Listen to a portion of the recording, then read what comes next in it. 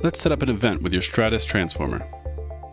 In this situation, you want the lights on your house to turn on and off at a reasonable hour, but you have a flag that you'd like to stay lit the entire night. So I'm going to show you how to do that. Tap Events, tap the plus next to Landscape Simple, and we're going to do a universal on event. I'm going to call it All On. Set it for sunset. All year, every day, both zones. Tap Create.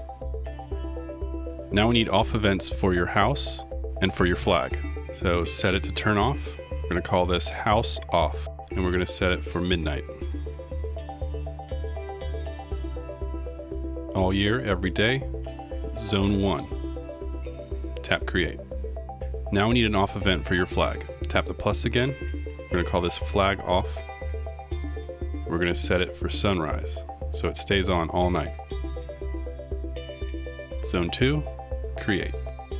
And you're done. For more ideas, check out our YouTube channel. Thanks for watching.